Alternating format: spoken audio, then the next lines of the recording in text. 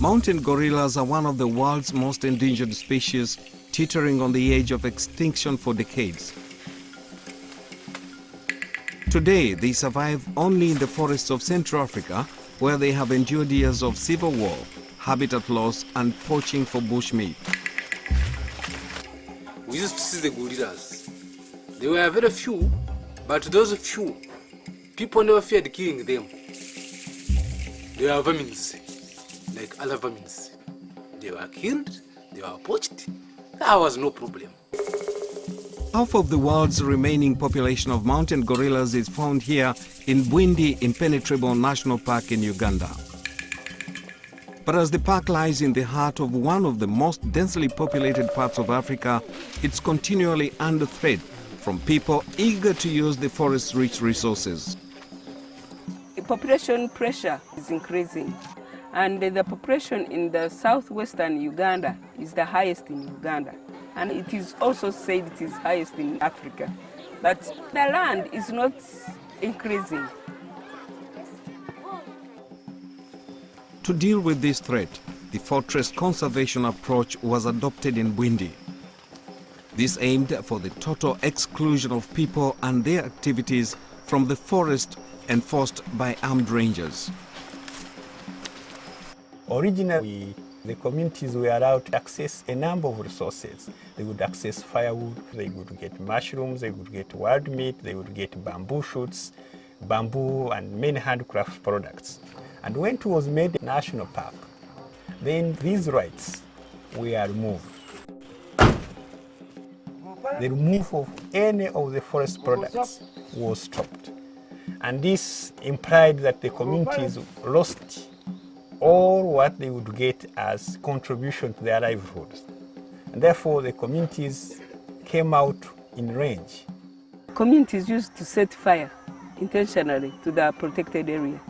Then, communities used to fight with the law enforcement. So the communities were really very hostile. As conservation by force wasn't working, a new approach was needed. This conflict had to be resolved. For gorillas to have a sustainable future, local people needed to be involved in their conservation rather than excluded from the forest. Roderick Newman believes that there are four major components of fortress conservationism, the first being British colonial development and modernization agenda for Africa, the second being rising importance in Africa of scientific expertise in agriculture and natural resource management, particularly in wildlife conservation. The third being establishment and expansion of international commercial air travel, which encouraged and made mass tourism possible on a global scale. The fourth being emergence and increasing importance of international conservation organizations setting and implementing a national park and wildlife conservation program in Africa. Dr. Jim Igo says that there are three major components of fortress conservation. First, he says that ecosystems have been threatened by human activity but have now been restored to their original pristine condition. Second, he says that evicted people from a specific protected area are outsiders, not originally indigenous to the land in question. Third, he says that fortress conservation believes that it is imperative to use money from conservation to benefit local people through the development projects and direct benefit sharing. A question had come, say, oh, conserving for who?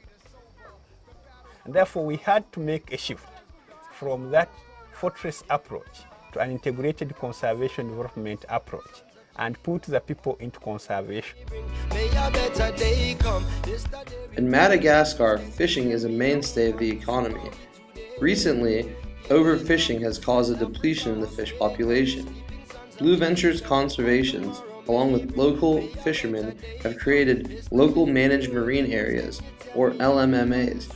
These LMMAs have taken ownership over their fishing, and by putting quotas on local fishermen have increased the fish population.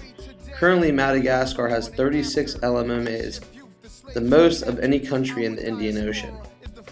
As a result of these LMMA's efforts, Madagascar's once depleting fish population has now been restored to its original pristine condition. The first philosophers, astronomers, the first prophets, and the doctors was us.